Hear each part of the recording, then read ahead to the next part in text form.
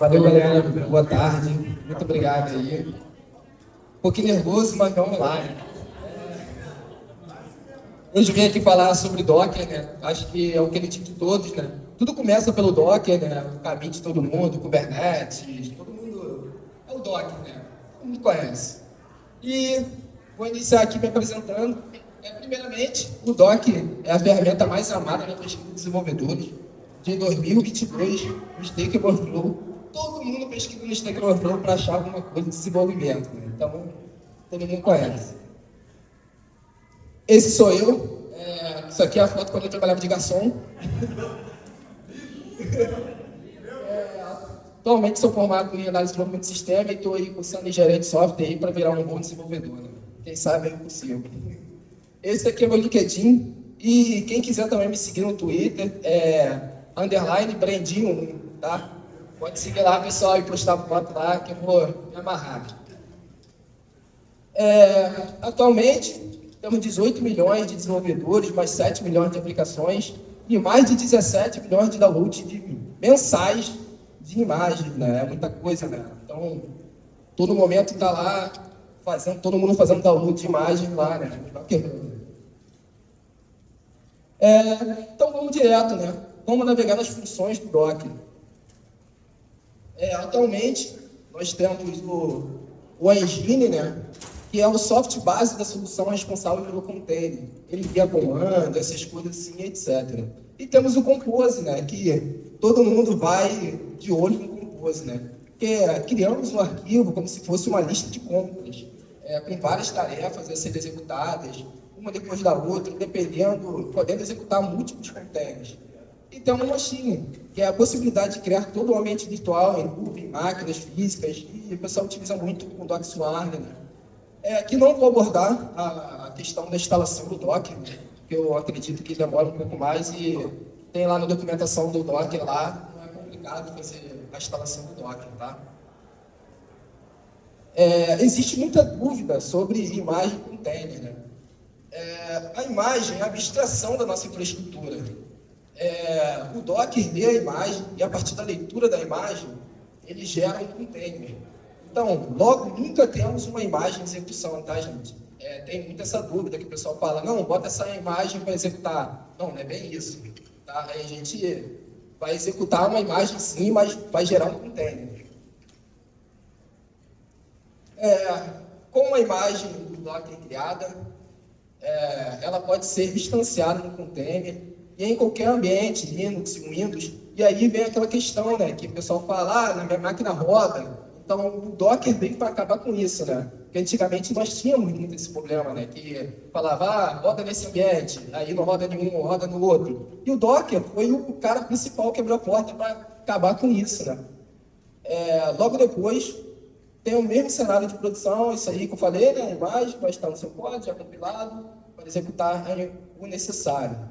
As imagens aceitam parâmetros ao início da execução, criando ambientes e comportamentos diferentes com a mesma imagem. Então, o que isso quer dizer? Eu quero dizer que eu fiz uma imagem aqui com uma aplicação, e aí eu mudei alguma coisa. Eu consigo ter aquela imagem separada com uma mudança, e aí eu criei uma tag, disse que essa imagem vai ser, a imagem que eu criei primeiro vai ser a imagem 1.0, e eu criei uma mudança e agora gerei uma imagem 2.0. Então, aquela imagem 1.0 vai ficar lá guardada, caso eu queira testar um cenário diferente. E aqui eu tenho uma imagem 2.0, caso eu queira executar um cenário totalmente diferente. Mas, praticamente, com poucas mudanças, com o código básico vai ser praticamente o mesmo ali da minha aplicação.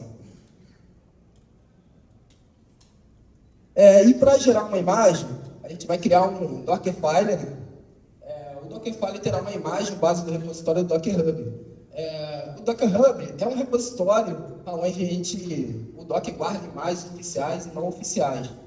As não oficiais são imagens criadas por usuários que disponibilizam para download. Exemplo, eu quero dizer que eu criei uma aplicação lá e disponibilizei uma imagem da minha aplicação lá no Docker Hub. Então, qualquer pessoa que está aqui pode ir lá fazer download e instanciar e criar um container já que vai rodar a minha aplicação. Isso facilita muito.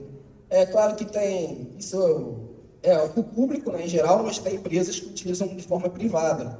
E tem outros repositórios também, além do Docker Hub. Eu estou abordando aqui o Docker Hub porque é do Docker, né? E tem uma coisa muito legal dos containers, que eles são isolados. Então, eu consigo gerar aqui uma infraestrutura para ele, uma rede, memória, tudo isolado, né? Isolado, disco, memória, processamento e rede. Cada container normalmente carrega apenas um processo. Antigamente a gente tinha uma VM, né? Que a VM ali dentro fazia vários processos, e o container não, o container veio para ele ser executado apenas com um processo realmente. Isso facilita muito. Esse também é container, carrega também os arquivos necessários, configuração, biblioteca, afins. Isso aqui é interessante porque a questão de configuração em biblioteca, a gente tem que dizer para ele, tá, gente, qual o container, qual a biblioteca que ele vai utilizar. Isso aí, somente do lado. E aí vem a grande briga, né? Que é a questão da diferença da VM para o container. Tem muita gente que fala que o container, o Docker é um virtualizador, né? E é meio verdade. Por que é meio verdade? Como vocês podem ver ali, muitas empresas que usam data center, né? Elas utilizam ali o hipervisor, infraestrutura on-premise, né? Ela utiliza ali o hipervisor, e aí cada VM tem um sistema operacional. E aí cada sistema operacional tem suas bibliotecas e tem um app ali dentro. E aí o que o container, o Docker faz? O Docker faz uma abstração, cara. Você tem aqui, o sistema tem a infraestrutura, tem a sua máquina virtual ali por mais, e dentro dessa máquina virtual você tem o sistema operacional. E ele virtualiza essa memória, ele virtualiza o disco, memória, disco, rede, sem precisar criar um sistema operacional para cada container. Ele já faz separadamente. E aí eu consigo rodar aqui a minha biblioteca com a minha aplicação e eu ter vários containers dentro de uma VM. Então, ele faz uma coisa diferente. Por quê? Na VM eu vou lá e digo que eu vou ter 8 GB de RAM. Eu vou ter 8 GB de RAM, 20 GB de armazenamento. E o container, eu não necessariamente não digo isso, sabe? Eu vou lá, executo o container, ele vai dinamicamente utilizando quanto memória for necessário. Então, é um pouco diferente. Eu não limito ele, sabe? Posso limitar? Posso. Mas eu não necessariamente limito ele. Então, tem um pouquinho de diferença nisso. E aí que o pessoal, aí que é o grande segredo do Docker. Essa questão de virtualização dele.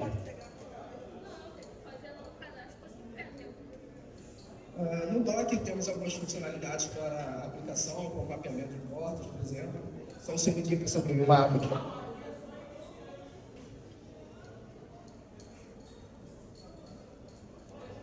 E aí eu iniciei aqui com Docker Container Run, menos IT, menos RM, menos P. E aí esse menos P é onde eu passo a porta. E aqui eu estou usando a aplicação Python. E o que esse código aqui vai fazer? Ele vai executar um container, uma imagem de Python, de modo interativo. E assim que ele já vai abrir ele, e assim que eu sair do meu container, ele vai finalizar. Então vai matar meu container, ele vai deixar de existir meu container. Ele só vai existir naquele momento que eu executar ele. Então, sei lá, eu quero experimentar uma coisa em Python. Eu vou lá, crio uma imagem no Python com meu código ali dentro, vou testo, e aí, fiz merda. Fiz merda. Esse menos RM aqui, assim que eu sair do meu container, ele morreu e deixa de existir. Então, eu posso brincar, posso fazer qualquer merda ali que eu quiser, que qualquer coisa ele vai morrer. Ele vai deixar de existir.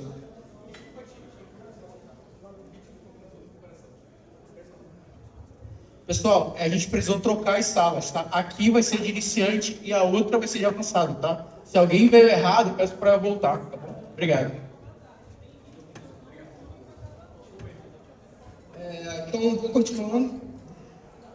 Quando mapeamos uma porta para o nosso host, não podemos mapear outro container para a mesma porta já utilizada. Por que isso? Como eu disse, a gente utiliza ali uma virtualização direto do meu computador da minha VM. Então, digamos que o meu container vai estar utilizando a mesma porta do meu host. Ele vai estar como se fosse o meu próprio host. Então, se eu botar na porta 8080, eu não vou poder ter outro container na porta 8080, porque vai gerar conflito. E aí a gente mapeia volumes para a gente não poder perder os dados dentro do container. Quando eu executo esse comando ali de Docker Container Run, menos ID, menos DRM, não estou passando volume para ele. Então, assim que eu executar ele, ou se qualquer besteira, ele vai morrer, ele não vai guardar nenhum dado. Mas se eu passar um volume para ele, mapeando o volume, ele vai guardar esses dados dentro desse volume, e quando executar essa imagem novamente, ele vai pegar todos esses dados que ficou guardado no volume e vai apresentar esses dados de novo para mim. Nesse caso aqui, como eu não queria guardar nenhum volume, não queria guardar dado nenhum, queria só testar um código, fiz daquela forma. E aqui, estou fazendo agora da forma mapeando aqui um volume, e aí aqui eu passo onde está aqui o meu arquivo na minha máquina, e para onde vou mapear o volume do container. Então, digamos que eu criei uma pasta lá dentro do meu container, /dados, e aí eu disse que eu tenho um arquivo, que é arquivo.tel, HTML, sei lá, eu quero jogar esse cara lá dentro. Ele já vai mapear, fazendo esse volume e guardando esses dados lá dentro. Então, aqui, com a imagem base, a gente vai gerar a nossa com algumas mudanças desejadas, tá? Gente, esse aqui não é o melhor cenário, tá? Eu fiz dessa forma aqui para a gente poder ter um exemplo de que a gente vai usar uma imagem do Ubuntu, na versão 16.4, e aqui eu vou instalar um Nginx nele. Por que isso aqui não é o melhor cenário? Porque nós temos imagem própria do Nginx, sabe? Então, é só eu ir lá e gerar uma imagem do Nginx. E aqui eu estou copiando o arquivo lá para dentro do meu container, que vai ser um arquivo que eu vou criar aqui, um arquivo teste, e vou jogar lá dentro do meu temp, e estou passando o nome do meu arquivo também. E eu vou executar um comando bash, e eu vou mostrar para vocês aqui agora como ficaria, como é fácil. Primeiro eu mostrar aqui o que foi feito, para informar ali qual a imagem vamos usar como base, que foi aquela Ubuntu, da versão 16.4, e o run é para informar quais comandos serão executados nesse ambiente. Aqui você pode utilizar os comandos como se fosse no seu próprio shell. Então, sei lá, eu quero executar algum comando no meu shell que eu fico lá testando. Quando eu vou criar uma imagem, eu vou passar esse comando ali também numa parte de run, para ele executar assim que subir o container. E o copy, como eu falei, é para guardar, jogar lá dentro aqui um arquivo que eu criei na minha máquina e quero jogar lá para dentro do meu container. O copy ele vai fazer isso. E o CMD é para informar qual comando será executado por padrão. Caso nenhum seja informado na seleção do container, a partir dessa imagem. No exemplo, colocamos o comando bash. Então, assim que o container iniciar, ele vai iniciar de forma com o comando bash. Tá? A gente pode iniciar sem bash, a gente pode iniciar sem nada. Então, isso ali ele vai iniciar já com o comando bash. É algo que eu posso dizer para ele que eu posso iniciar com, sei lá, um comando para iniciar o Nginx, um comando para iniciar qualquer serviço que for. Aqui eu iniciei com bash. Depois de criar, nesse passo todo a gente está criando uma imagem, tá, gente? Eu criei um arquivo Dockerfile para rodar uma imagem, tá? E aí eu preciso buildar essa imagem para ela virar um container, né? Não é assim tão magicamente, né? Só criar a imagem, não é isso? A gente tem que rodar essa imagem para virar um container. E aí eu vou usar esse comando aqui, docker imagem, build, -t. -t eu utilizo para gerar um nome e para gerar uma tag, tá? Como está dizendo, eu vou dar ali, digamos, com o nome, pode ter que ser aquele ali mesmo, o nome da imagem, 2 pontos tag, que a gente passa a versão, como se fosse a release do container. E devemos seguir uma ordem para a criação da imagem e execução da mesma. Isso é importante como se fosse uma receita, sabe? Que nem só ordem, eles falam para você que é a receita assim, que te entrega lá, você tem passo a passo, primeiro quebra o ovo, depois joga farinha, e depois mexe por 2 minutos. E o Docker, quando a gente está trabalhando com infraestrutura em código, né, a gente tem tudo passo a passo para a gente ser executado. Não é assim, eu vou executar lá o passo final e ele vai executar a imagem. Não é bem assim. A gente tem que primeiro gerar um Dockerfile, depois gerar uma imagem e depois buildar essa imagem para virar um container. E aqui estou falando sobre rede. Nós temos alguns tipos de rede, que é a None e tem a Blitzer. E a None é feita para trafegar arquivos. E, geralmente, a gente não utiliza como Blitzer, como se fosse trafegar como se fosse literalmente o meu host para fora. O None é utilizado para arquivos. Então, quando você quer fazer transferência de um container em outro ali, você utiliza a rede None. E a rede host tem como missão entregar todas as interfaces de rede que existem no Docker Host. Como eu estava falando, ele é utilizado para fora. Acho que todo mundo aqui já utilizou VM, né? E utilizou lá para utilizar legal a rede, posou como Blitzer para fazer a sua VM para fora, né? Para ela conseguir ter internet, né? Então, vai utilizar a internet no seu computador. O Docker, como eu fiz aqui, ó, vou criar uma network, uma interface de network, que vai ser o Docker Network Create Management Drive, e estou utilizando o Blitzer, o drive de Blitzer. E o nome da minha rede é Isolate _LW. E aí, aqui, eu vou utilizar essa rede que eu criei aqui, ó. Vou utilizar no meu container. Vou executar meu container dentro dessa rede, isolada. E aqui eu vou mostrar um pouquinho como é que a gente cria um Dockerfile e bota para executar esse cara. Então, como vocês podem ver, tem um nome ali, Dockerfile. Botei uma extensãozinha ali para ele aparecer aquele símbolozinho Docker ali, no Visual Code. Gente, isso aí eu fiz justamente porque quando a gente vai fazer release na hora, começa a dar problema. E quando a gente faz vídeo mesmo, não dá problema nunca. E aí eu fiz exatamente daquilo que eu estava falando. Dei um apt-get para dar um update no meu container. E fiz a instalação do Nginx. Passei aquele "-y", para quem não sabe, é para ele aceitar a instalação. Porque quando a gente vai instalar um Nginx, ele pergunta, você realmente quer instalar? E aí quando eu passo o "-y", ele vai lá, não, já aceita para mim no modo ali, no tempo de execução do container. E aí eu estou copiando o arquivo ali para dentro da minha pasta. Esse Nginx está um pouquinho diferente, viu? Essa pasta aqui, com esse nome, mas vai dar tudo certo. E aqui, como eu falei, eu posso passar qualquer comando que eu quero que execute assim no momento, no tempo de execução do meu container. Então, o meu container vai ser executado, ele vai subir, e ele vai executar já esse comandinho aqui, ó, automaticamente. Ele vai rodar, vai subir o meu container e vai executar já, instanciando ali, já deixando ativo o meu Nginx. Vou criar meu arquivozinho HTML ali, para mostrar um testezinho ali. Só um segundinho, tá, pessoal?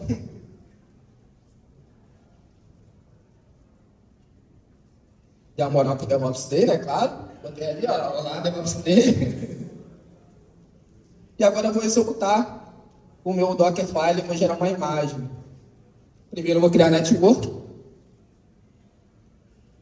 Dessa forma, vocês vão ver que é bem simples, tá? Para você começar a iniciar com o container. Não tem assim tanto mistério. Criei a network chamada DevOps Day Net. Ele deu ruim porque eu esqueci de passar o R lá, ó. Se ele reclama, gente, você tem que passar certinho, senão ele reclama. E aí ele gera esse hash aqui para mim, que no momento eu não vou utilizar ele, mas ele, quando eu quero excluir, quero apagar, excluir, aqui ó, eu utilizo esse cara aqui, ó, com esse comando, doc network ds, ele aparece todas as networks aqui presentes no meu computador. E aí, automaticamente, quando eu instalo o doc, ele já tem o Blitzer, e tem aqui o host, e tem o nome. E o nome está até utilizando aqui um drive novo. E agora eu vou gerar aqui uma imagem, vou buildar uma imagem. Aqui eu passei a tag, como vocês podem ver. E aí ele começa a fazer o download dos pacotes. Ele fez até aqui rápido demais, porque eu já tinha feito aqui o download das camadas do meu container. Mas vocês podem ver que aqui, ó, ele fez as transferências, fez os metadados, foi lá na biblioteca, baixou o Ubuntu 16.4, gerou um hash aqui. E agora vou botar para ele executar o meu container, já na minha network que eu criei, ó, que é o DevOpsDay.net, DevOpsDay.net, utilizando a porta 8080.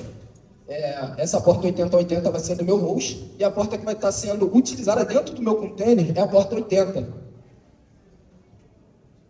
Ele gera esse hash para mim, todo container que você gera, ele gera um hash, e aqui eu utilizei para listar meus containers, Docker PS, e aí que ele mostra, e aqui é maneiro que ele mostra que o comando está sendo executado em tempo de execução, ó.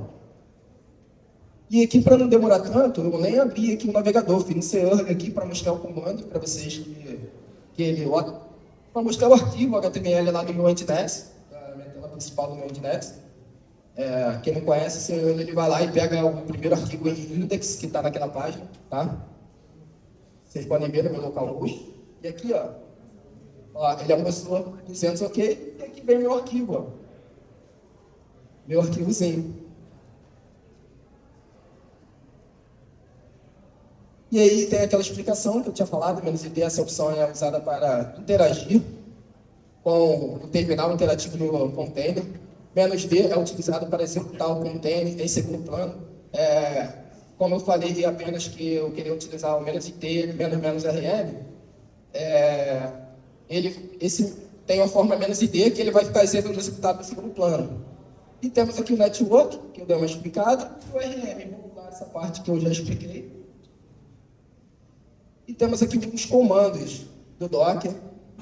Temos o Docker Restart, temos o Docker Stop, e aí só passar o primeiro hash, dá um stop no meu container. Temos o Docker Start, que é para iniciar ele quando ele está parado. Temos o Docker Build, e passando o nome da imagem, ele cria uma imagem a partir de um Dockerfile, do diretório atual. E temos o Docker Log, para a gente exibir todos os logs que estão sendo executados ali dentro do container, tudo que está acontecendo ali dentro. Então, eu tentei trazer aqui mais alguns, mas o tempo está até um pouco corrido, vou focar aqui nos principais diferenciais. Né? Temos o Docker Info, que ele exibe todas as informações detalhadas sobre o sistema do Docker. Se você quer saber se tem um Docker Compose instalado, ou um plugin a mais instalado, poucas pessoas utilizam isso, mas é importante. Temos o Docker System, DF-D, ele mostra as informações detalhadas do uso do espaço de cada recurso do Docker, incluindo a imagem, containers e volumes. Você bota isso aqui, ele lista tudo que está sendo utilizado no seu Docker, todo tipo de espaço, memória, armazenamento. Temos o Docker Story, que ele mostra a diferença do sistema, de um arquivo, de container em relação à sua imagem base. E vou falar agora um pouco sobre o Docker Compose, que é o que o pessoal gosta bastante como infraestrutura e código. E vamos criar aqui um WordPress, que é o cara mais fácil aí, que o pessoal quando inicia aí na criação de site, né, porque todo mundo utiliza o WordPress, todo mundo já trabalhou com isso, né? E aqui eu passei umas variáveis de ambiente e criei o banco de dados chamado DB, passei o usuário, a senha, e ali em cima, como vocês podem ver, ó, fiz toda uma receita, passo a passo. Dei o nome do serviço que vai ser DB, o nome da imagem para SQL, a versão 5.7, o volume, e esse restart ali é para quando ele cair, ele iniciar novamente. Isso é bem importante, tá? E passei a porta aqui, ó, que vai ser a 3306, que vai ser utilizada no meu host para dentro do meu container. Essa porta geralmente é utilizada no banco de dados. E aqui estou usando uma imagem do WordPress. Ele vai fazer esse download lá do Docker Hub, dessa imagem do WordPress. E estou fazendo o mapeamento do volume. E aqui embaixo eu vou listo quais volumes você utilizar. Então, vamos ver isso na prática. Fiz um videozinho também, claro, né? E aí eu vou criar um arquivo Docker Compose. E se você ver, ele tem diferença, ó, que ele passa o YAML. No Dockerfile eu não preciso dizer qual a extensão dele. Ele já identifica, porque eu estou usando um plugin. E o do Docker Compose não, eu tenho que passar que ele é um arquivo YAML. Vamos executar aqui, ó, criar um terminal. E de forma mágica, vocês vão ver o que vai acontecer. Ó. Tem um Docker Compose up, -d, para usar de segundo plano. Quando eu dou esse up, ele vai fazer o download de tudo, para mim, de cada camada, o que vocês não viram lá no Dockerfile, vocês estão vendo agora. Isso aqui é o download de cada camada que ele está fazendo. O container ele é feito de camadas. Então, em cima disso ali de camadas, a gente faz download de várias pequenas camadas para conseguir criar o nosso container. Vou tentar acelerar um pouquinho aqui, porque eu já falei um pouquinho aqui, o tempo está corrido.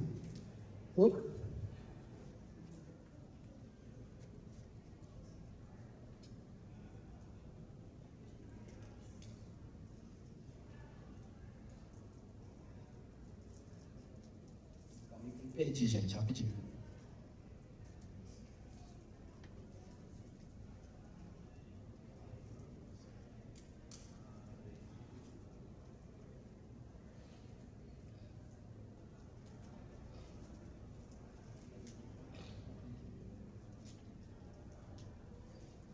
Eu acho que tem que deixar o vídeo passar, porque esse carinha aqui tá me quebrando.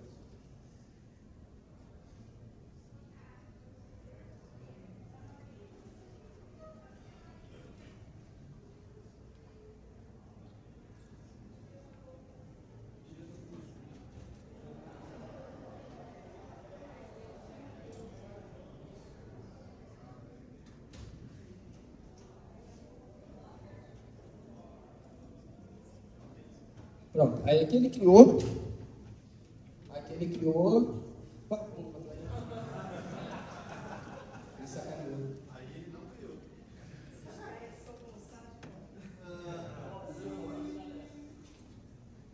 E aqui ele criou. Vou abrir aqui para você.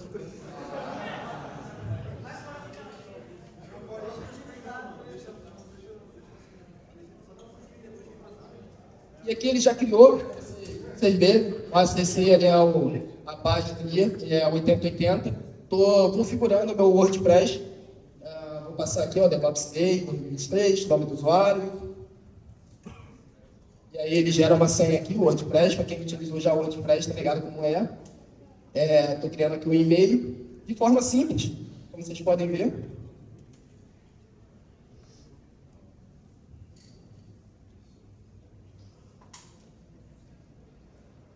E eu vou mostrar para vocês, funcionando diretamente, a questão do volume. O porquê que é importante. Eu vou matar, ele gerou aqui a tela principal do meu WordPress. Show, beleza. E agora eu vou matar esses containers. E vocês vão ver que, com o fato de eu ter gerado o volume, ele vai voltar com os mesmos dados, que ele guardou esses dados tudo no volume. Ó. Primeiro eu estou dando stop. E passei aqui os 4 primeiros hashes aqui do meu container. Posso fazer com o nome também, mas estou utilizando ali os 4 primeiros hashes que ele foi gerado do meu container. Fiz um por um, mas eu posso fazer ele, os dois logo, matando, só dar um espaço, como aqui, ó, fiz um RM, ó, eu matei os dois agora. Só passei, dei um espaçozinho, passei o hash dele, e quando vocês podem ver, ó, matou, morreu. E agora eu vou dar um doc compose up, -d novamente, e vocês vão ver que ele vai subir, já com todos esses dados.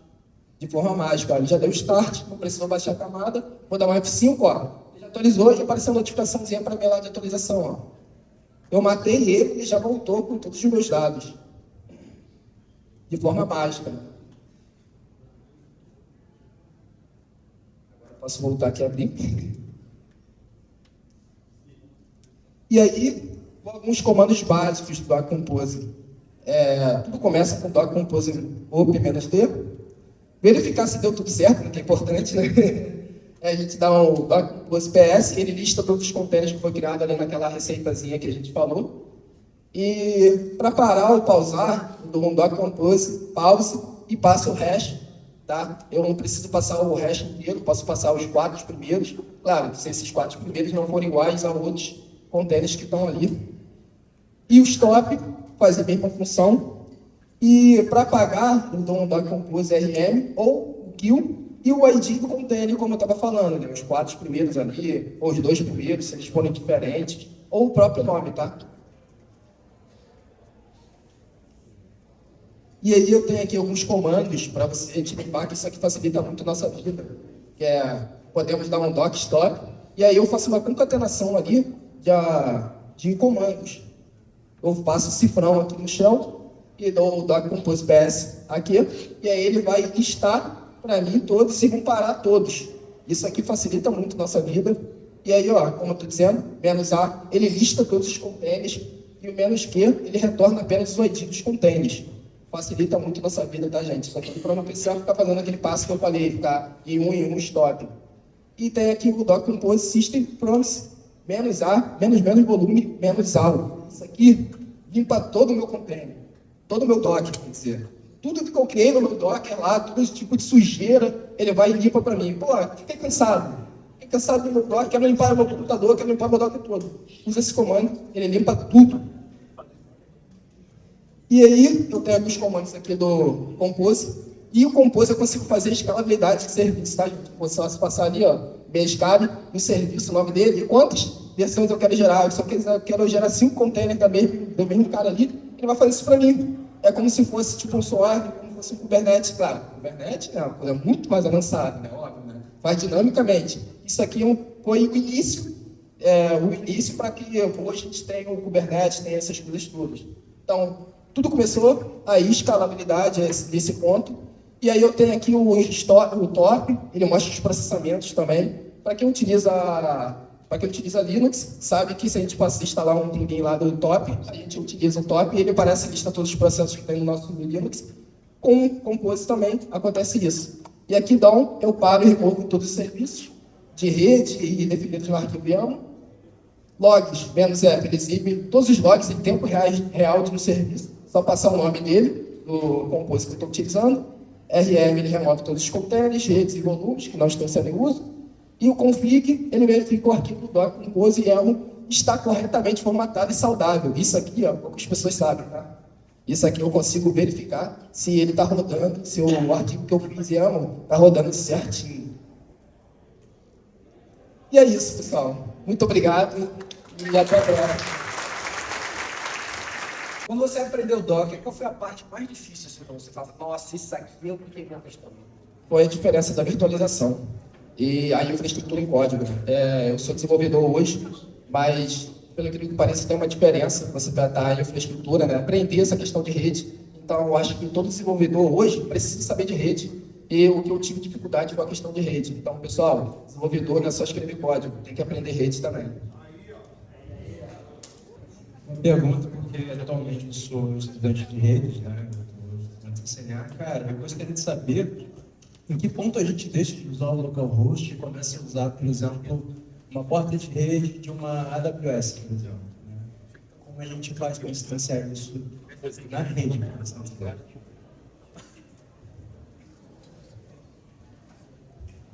Geralmente já tem serviços na AWS que faz isso, né? Tipo o Fargate, e dificilmente você vai fazer um cenário desse do seu localhost assim utilizando para fora.